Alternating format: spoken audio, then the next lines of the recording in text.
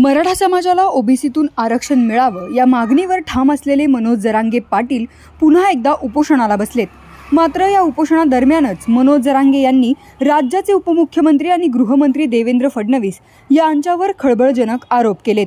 या आरोपानंतर राज्याच्या राजकारणात मोठी खळबळ उडाली। मनोज जरांगे हे इतक्यावरच थांबले नाहीत, तर त्यांनी आता फडणवीसांच्या सागर या शासकीय बंगल्याच्या बाहेरच आंदोलन करणार असल्याची घोषणा केली। त्यानुसार ते आता मुंबईच्या दिशेने येण्यासाठी निघाले देखील आहेत। एकतर मी मराठा समाजाला ओबीसी मधून आरक्षण घेऊन येईल किंवा माझा तिथेच मृत्यू होईल अशी भूमिका जरांगे यांनी घेतली।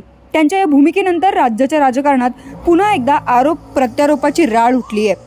भाजप नेत्या मेधा कुलकर्णी यांनी देखील आता जरांगे यांच्यावर टीका केली आहे। मेधा कुलकर्णी काय म्हणाल्या पाहूयात। देवेंद्र फडणवीस यांच्या बंगल्यावर यांच्यावर मनोज जरांगे यांनी खूप गंभीर आरोप केले आणि ते सागर बंगल्यावर जाण्यासाठी निघालेले आहेत। ते असं म्हणालेत की बामणी कावा करतायत देवेंद्र फडणवीस। जरांगेंनी आरोप केला।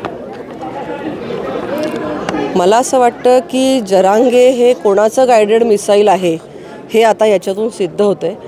माननीय मुख्यमंत्री यांच्या माध्यमातून नुकतंच आत्ता एक खास अधिवेशन झालं, मराठ्यांना आरक्षण दिलं गेलं आणि तरीसुद्धा पुन्हा टीका जी होती ती देवेंद्र फडणवीस साहेबांवर होती। याचं कारण मला समजू शकलं नाही।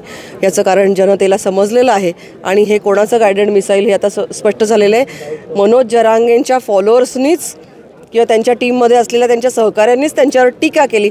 याच्यावरनंच लक्षात घेऊ तिथे काय चाललेलं आहे। धन्यवाद।